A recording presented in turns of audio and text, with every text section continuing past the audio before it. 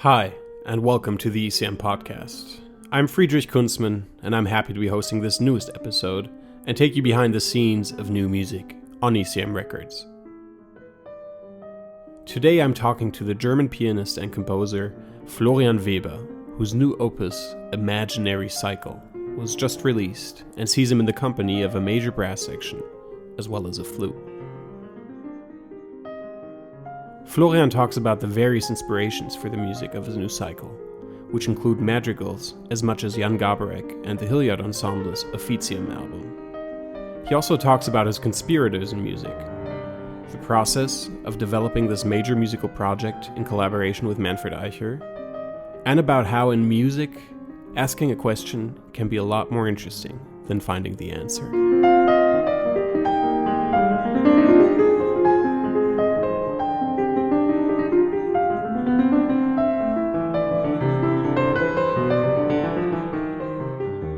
Hi Florian, welcome to the podcast. Yeah, thanks for having me. Thanks. Happy to be here. Yeah, it's great to have you. And I don't even know how to start with a project like this. Its scale is kind of unique in pretty much every way. In our previous conversation, we started at the Inception itself. Should we pick up there? Because you'd initially thought about doing a solo piano record, and then you started talking to Manfred Eicher about it, and things developed from there. Can you elaborate on how it came together? Yeah, exactly. So this was a unique start in any way for you to be able to be in a really deep conversation with Manfred about what project we do next and how to develop it. It was a really unique situation and felt very special to me. So it all started with talking about an atmosphere rather than about music. I think it was this atmosphere of, playing solo piano, but then somewhere in the background there are sounds and there's a huge room and there are horns and we talked about frequencies and the piano kind of playing higher frequencies. Then there is probably a horn section with lower frequencies, and so it all developed kind of more visually than actually talking about really a specific sound or even tunes or anything. So that was really interesting to me because it was interesting to me to think about atmosphere first and to put that in the center of my attention and put sound first, put that in the center of my attention, not, as a piano player or musician, you always think about, what harmony, what melody, what rhythm or something. But let's put atmosphere and let's put sound in the middle of this. This was, for me, I always, of course, think about sound and everything, but it may not come first. Yeah, so this was special for me to start. That is unique because often things like that will start out from a cerebral point, something maybe complicated, intricately musical, but the other way around. There's something. There's a certain calm about it because it comes from atmosphere. Yeah, exactly. So atmosphere was in the center, and for me, atmosphere means putting something in perspective, in relationship to something else. So like, I don't know, a tree doesn't mean anything as long as it's not a apple tree, and then it's red apple tree, and then it's a tree in a desert, and then we get the atmosphere, right? The tree alone doesn't mean anything. So as soon as we put it in relationship to something, or a burning bush in the desert. Yeah, exactly. Because that wasn't your only inspiration. I mean, atmosphere is where it started, or where it picked up from with talking to Manfred about, how you were just saying horns from the distance, a specific sound world, a specific atmosphere in the room. But we'd previously talked, and you also said that the 1994 recording of Jan Garbarek and the Hilliard Ensemble, Officium, has always been a major inspiration for you since you've come to know it, but especially for the music on this record. can you say, like, wherein specifically lies the inspiration, and what are the parallels in your point of view now, looking back at, or looking at your imaginary cycle and the inspiration from Garbarek that drove you there? Yeah, it is a record which it always comes back to me in a way. I listened to it at a very early age, and then I can listen to it any time, any place again, and it puts me in a certain atmosphere. So there we are at atmosphere again. So it's like it has a very strong impact. It had a very strong impact on my emotions and on my feeling always. And then, and so I wondered, like, why is it so strong? Why does it resonate with me in such a strong way? And I think there are several points. So one is this old harmony from these really old tunes. They are kind of the fundamentals, the harmonic fundamentals of our music. They're kind of the fundament of really our melodies and everything. At least the melodies I hear in my head. So this is all kind of resonates in me because it's there in all the music I'm playing. Yeah. And all the classical music I've been playing and all the improvisations I've been playing. So this is one point. And then it's also this room, it was recorded in a church, and we're still talking about Officium. Officium was recorded in the church, yeah. Mm-hmm. Exactly. Yeah, so the feeling of being in a church and kind of always meant something to me. I was raised in a religious way, although today I'm not religious in a way of the church, say. So, but I got this feeling as a child, always like people coming together, wanting something good. They believing in something good. They want to be filled with spirituality in that moment. Yeah. And this always resonated with me, and I think you can feel it in the music, and in a room like that still it has this atmosphere. It's kind of maybe also calm in a way. It has a calming atmosphere. It has a calming effect. Calming, concentrated, but intense and focused also. Not relaxed, calm. Focused in a way. And well, that aspect, that liturgical aspect, is also very much present in the titles of your cycle parts. I mean, when you think about terms like word, sacrifice, blessing, those are the names. So exactly. It's inspired from that too. Exactly. So it was always important for me to play or to find some existential music in a way, like something which really resonates with the deepest feeling inside of me, and with feelings hopefully inside of an audience or other musicians. So so I think the feeling also of a ritual, kind of is found in the music of Officium. So we coming together, and there is this group of vocalists and the saxophone, and it's moving in the room, around. It kind of has a feeling of the spiritual feeling of something religious, and something collective also, maybe something collective. Nice. Yeah. So this was important for me to kind of build on that feeling. This resonated in a deep way inside of myself. So so I looked into what kind of rituals do the 5 world religions have, and what are kind of how is their main ritual? How are their main rituals built? And then I came to what you already said. There's these parts, an opening part, a word part, and a sacrifice part, and in the end the part of blessing. Yeah.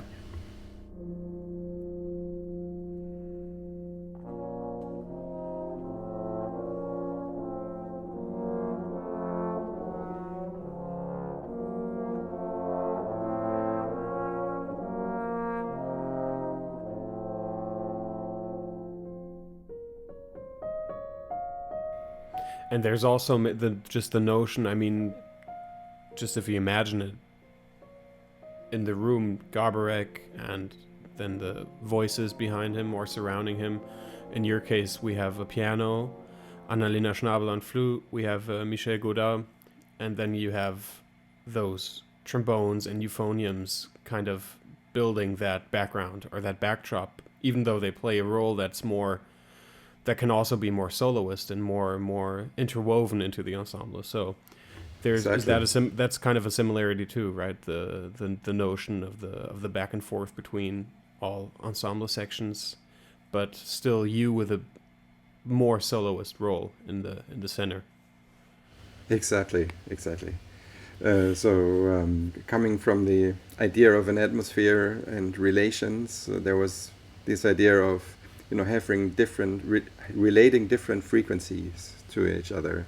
So there is the flute, in the high register. There's the lowest instrument, the tuba, playing, and then there's the choirs, so to say, the trombone choir and the euphonium choir. Yeah. In the middle part, and me kind of connecting these different frequencies to each other and relating them to each other. Yeah. Yeah. And you were just talking about earlier music as an inspiration, the polyphony of it, maybe early motets or madrigals. You talked about Orlando di Lasso, those kind of polyphonic musics inspiring you. Is that something you spent a lot of time researching or working with in preparation for the music, for writing this music? Yeah, I did research those. A lot of madrigals, actually. I researched and I kind of played around with them. That's always my connection to tunes, is like playing them over and over again, and then starting to expand them, improvising on them. So I get different perspectives of it, and kind of using little motives from it, little harmonic ideas, and expanding just on this one idea and trying to transpose it in different keys and in different situations. And then I get a feeling of almost I'm composing this tune. Yeah. I want to get to that point where I feel like I could write a tune like this. I couldn't actually, because I didn't live at that time, but it's like I'm so close to it that I actually feel like I could write something. And then I get a relationship to it, and I get a sense of what it felt like to compose this, and I think also the movement of everything, and the movement of the harmonic movement, for example, of madrigals, it also reflects kind of a movement in my thinking, right? So if I keep playing it and I keep playing this kind of harmonic movements, it brings me closer to the thinking of these people at the time. Yeah. And that relates me even more. And and that's was kind of a good starting point for me to then understand this harmony even better, and trying to build on that harmony, my own harmony, and new ideas.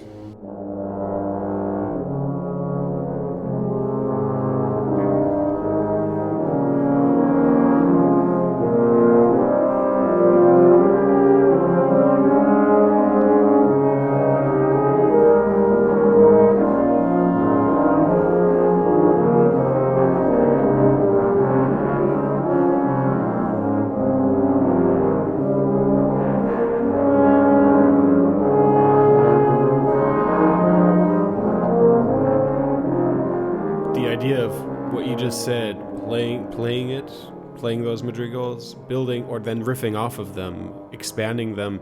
That reminds me of something we'd previously talked about, where you talk about polyphonic intuition, which is a principle that you work with, maybe of your own design. Can you explain what you mean by that term, polyphonic intuition, and maybe give an example of where one might find it in this recording? Yeah. So the best moments in music for me, when I felt I was the freest in what I'm playing, and was always when I got rid of, planning ahead in my head, or judging over what I'm doing. So I always was looking for kind of a way to kind of formalize it a little bit, so these things don't happen by accident. Yeah. So they sometimes happen and they sometimes didn't, and I was wondering why, and how can I get to this point, and I really know how to get to this point in music. Yeah. And so I developed this concept for myself, which I call Polyphonic Intuition, which is I kind of start improvising with a melody, with a rhythm, or with a harmonic concept, and I make it one step at a time more polyphonic. Let's say I have a melody, then I add a second voice to it, then I add a third voice to it, a fourth voice. I have a rhythm, I add a second rhythm to it, maybe getting into a polyphonic rhythm, 3 rhythms, or harmonic concept, the same thing. I have one chord, maybe I can, stack different chords on each other and get kind of a polychord there. And at a certain point, the more that I layer these things on top of each other, my mind can't control it anymore. My conscious mind can't control it anymore. My conscious mind is overloaded with information, of course. Yeah. At some point, I can't control four voices anymore. I can't control too many layers of rhythm. And I realized that's the moment when really my intuition takes over, has to take over. Kind of I force it to take over in a way. And it happens with me, and I can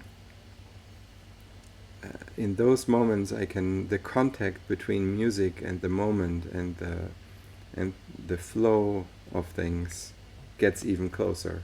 Yeah. For me, and I can just in the best moment of this all, I can just watch it happen.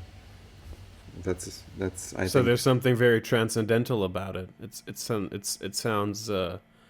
sounds like if you'd filmed that, everything would start to blur on the keyboard, and you're just doing, but you're not controlling it consciously anymore. It's just happening as you're going, due to the things that, of course, you have in the back of your mind, the knowledge that is already there, and the experience of all the music that you've come to know. Exactly. That's the interest. That's the difference between instinct and intuition, right? It's that in intuition the information is somewhat there, and it's still a mystery to me, though, how available all this information suddenly becomes. Suddenly, things come out which I have heard many years ago, or where maybe in ideas I had in the back of my mind many years ago, and they come back and are suddenly there, and it's amazing about how you can connect to these layers somehow in your brain. Everything is still there in our brain. Yeah. That is amazing. So I feel like that's what we hear in your solo introduction on Imaginary Cycle, when you start going off from a point that sounds maybe a little counterpuntal, but also there's a bit counterpoint there, but then it starts to become more dense. And is that one of those moments where you're just going off on a tangent, kind of? Exactly. Yeah, I actually try to do it almost everywhere, but there it may become most audible, I think, or one of the moments it becomes most audible, to be in that state. And actually, on purpose, I didn't prepare anything for these moments. So there are these really prepared compositions on the record, like where we have these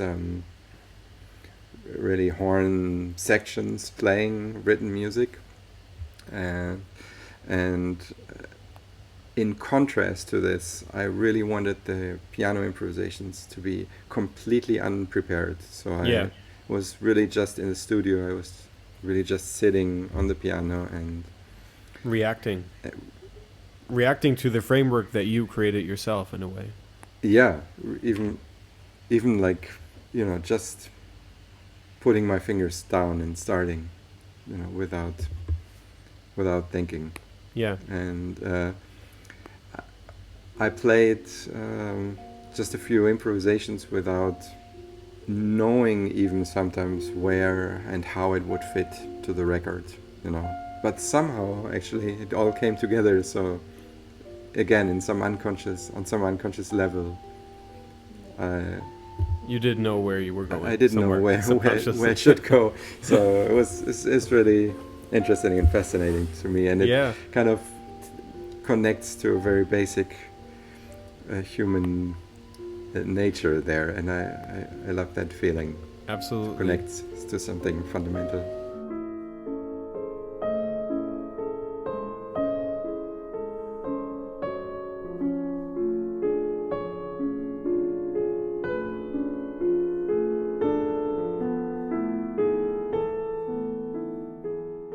Can you elaborate on that relationship between improvisation and composition a bit more in regard to this record, maybe in regard to the other players?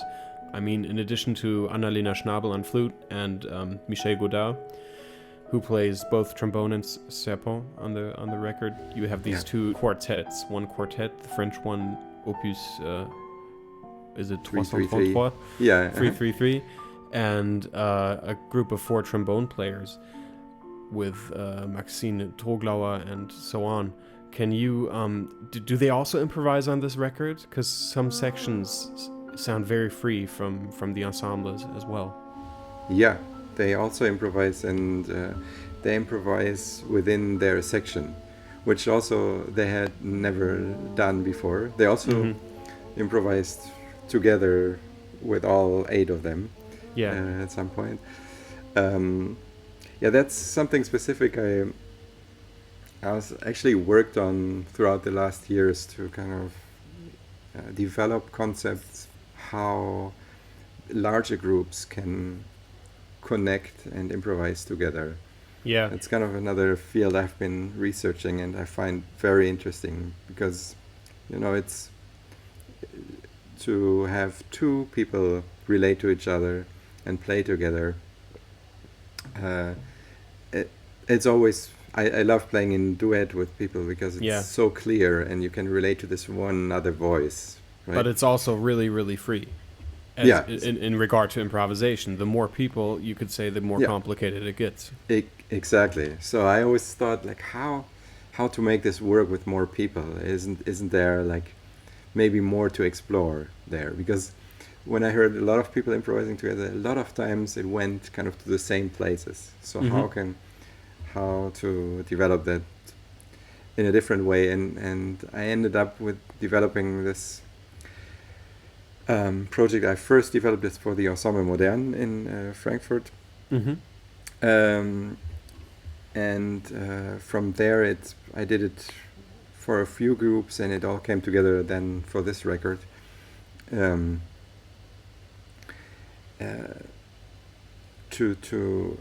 To develop frames kind of in which these musicians improvise and ideas to unify it in ways and but to not unify it in a way that it's too closed in. So to find concepts which opens up the players rather than closing them in, and to find those concepts. And what are some of those concepts? Like, if you could, can you explain how what kind of information do you give them for them to feel free, but also know in which confines they can move around? Yeah, for example, a sound concept, let's say. So, or maybe a relationship concept, like so you two relate to these two instruments, or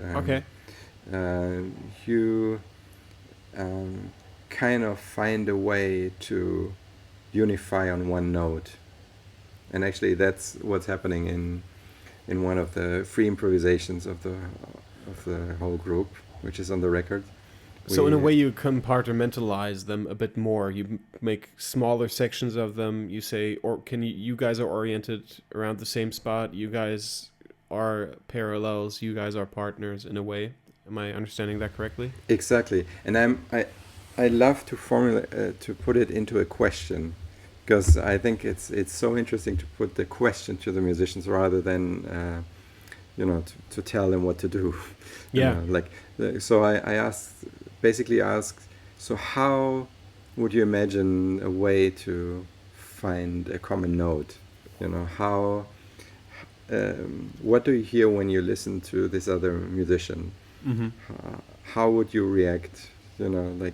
Asking a question in music, I think, is always more interesting than finding the answer.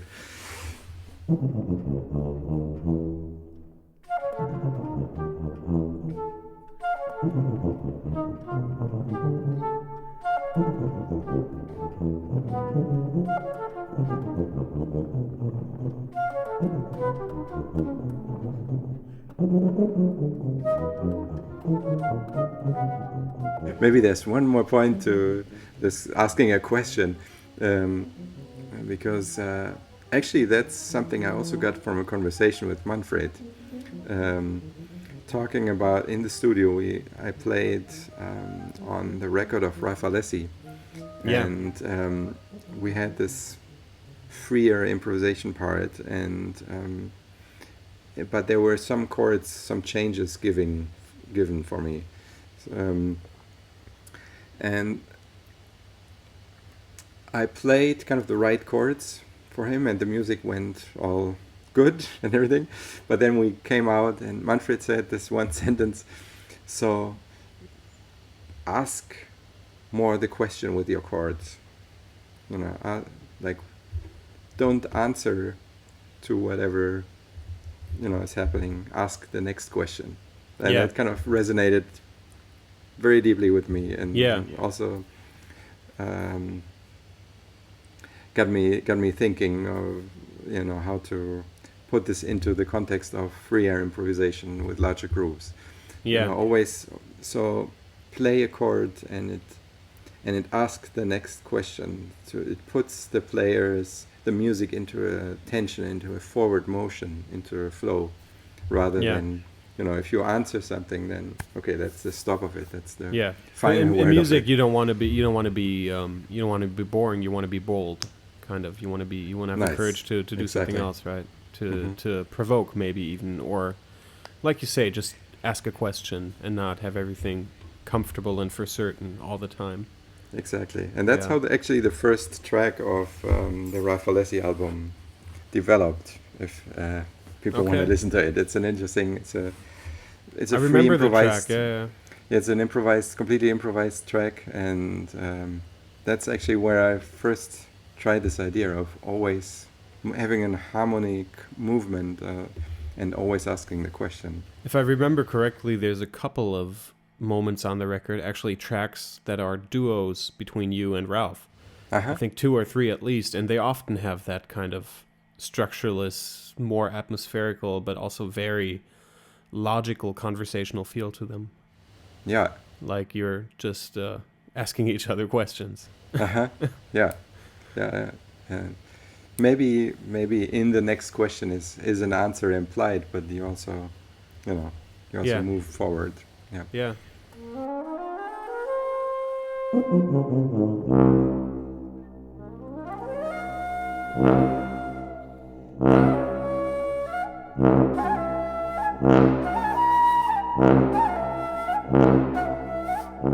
Getting back to the Jan Garbarek comparison, you were talking about the situation of them playing in a church where Officium was recorded. And you, on the other end, you recorded Imaginary Cycle at the Sendesaal in Bremen. How was the atmosphere there?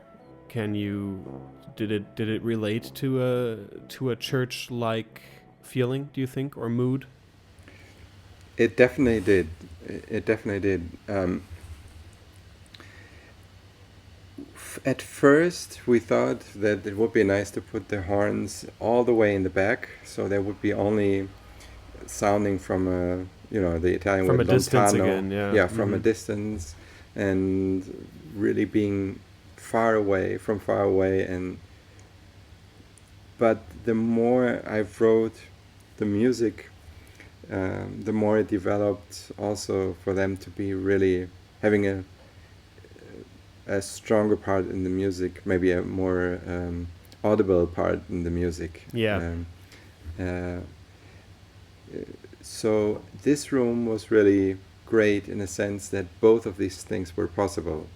Yeah. Maybe if you do it just in a church, you're completely constricted by its acoustics for one thing, because it'll definitely have different acoustics, and you can't change any part of that. Exactly. Whereas you have more room to play around with in the studio like the Sendesaal Bremen. Right, and so there both of the things were possible. So once we put them in the room somewhere, and then another time they were kind of sitting on stage in a round circle. And I think the flute was one time it was recorded from kind of afar, and then another time she was really close to the piano. So we had these different possibilities, which was great. I mean, the room is just amazing to record in. I have to say, it was a really fantastic. Marcus was a fantastic recording technician, and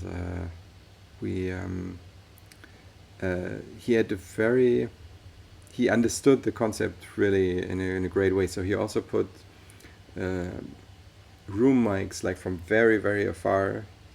So he got a sense of the whole room, and then really close up mics. So you can have these different sounds and atmosphere also relate and get reflected in the you have very different qualities mixed together. The atmospherical big echo or reverb on the one hand from the ones further away, and then you have the percussive qualities of the piano and the instruments from close up too.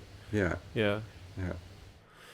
And then you ended up working that record even more with Manfred, mixing it again in Munich, and arranging it so it sounded precisely the way you wanted to. Exactly. So that was. I still feel very fortunate that Manfred put so much time and energy into this whole record, and there was a time we almost talked. I mean, we talked several times a week, and had different ideas about how to put the music together, the order, the different sounds of it. I think he even went back to the studio to just mix one tune in a different way. For somebody like that, who's obviously very busy, like to take the time to really work on these details. That was amazing, and I think in the end you can hear that it's really a detailed work, that it's the first record I did since 6 years. So it's like it took so much work and so much time, but I think it's worth it especially in these times of everything being so fast, and somebody putting out a new record almost 2 times a year or something. I don't know. It's great to make an alternative statement to kind of give a different perspective. That details matter, and it gives it a certain depth, and you can hear it. Yeah, exactly. So the whole process was amazing, I think, and I learned so much. And being in the studio with him, he brought the music really to another level than in the mixing process. I mean, it was. Many people know this, of course, but for me, it's always. And I worked with him now several times, many times, but it's always there is something magical happening in the studio when we sat in the studio without Manfred and try to do like a pre-mix and everything. Then he comes in and he turns like a few knobs, and it just brings the whole music to another level, and is suddenly so much closer to the idea with what the music is. He understands the idea of the music immediately and knows how to achieve it and project it into sound.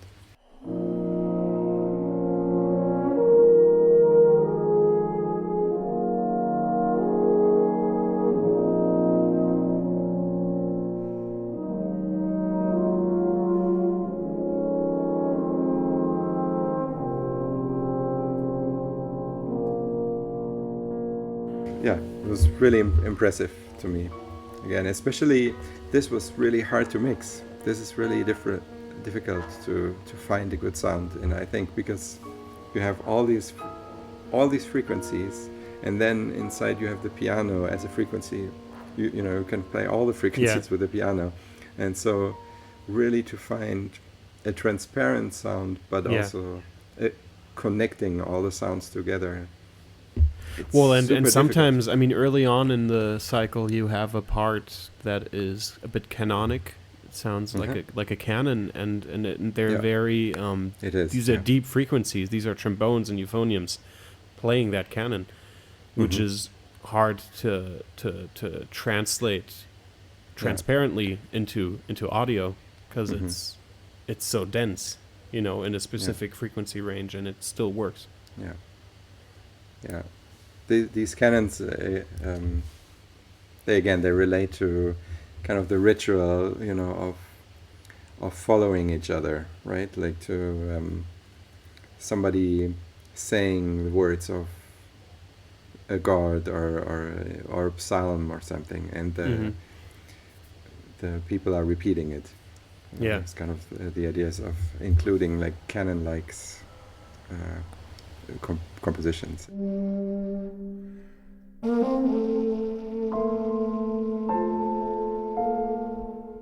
Florian Weber on his new album Imaginary Cycle, out now on ECM Records.